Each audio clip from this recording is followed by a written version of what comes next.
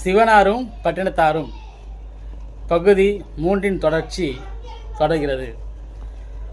அனைத்தையும் துறந்த எனக்கு உறங்குவதையும் உறக்கத்தின் நிலையினையும் உணர்த்தி துறவின் தனித்துவத்தை சுட்டி காட்டி இந்த பெண்களின் மூலம் வழிகாட்டிய இறைவனுக்கு நன்றி தெரிவித்து மீண்டும் நடக்க முற்பட்டார்.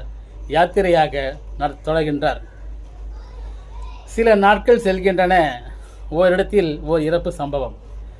இறந்தவர்களின் உடலை சுற்றி உறவினர்களும் நண்பர்களும் அக்கம் பக்கத்து வீட்டாரும் மனம் வருந்தி அழுது கொண்டிருக்கின்றார்கள். பட்டினத்தாரும் இவர்களை கண்டு தாமும் அத்துயரத்தில் இணைந்து கொண்டு அழுகின்றார். அங்குள்ளோர் இவரை கண்டதும் இவரை கண்டு வணங்கி, தாம் யார்? இவருக்கு நீங்கள் என்ன உறவு?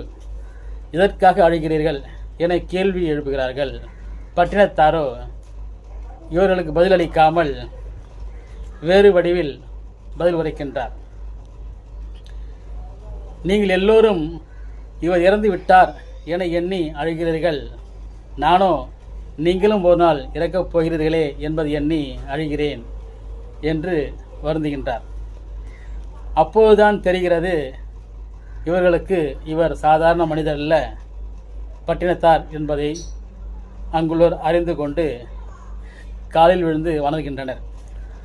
அப்போது உரைக்கின்றார், ஆண்டாண்டு காலம் அழுது புரண்டாலும் மாண்டோர் மீள்வதில்லை என்று வாழ்வின் தத்துவம் ஒன்று, வாழ்வில் மரணம் நிச்சயம் என்று உணரப்பா நீ என உரைத்துவிட்டு அந்த இடத்தை விட்டு செல்கின்றார். பயணத்தை தொடர்கின்றார். பயணம் நாளை தொடரும். சிவசிந்தை கொள் மனமே, சிவானந்தத்தை தேடு தினமே.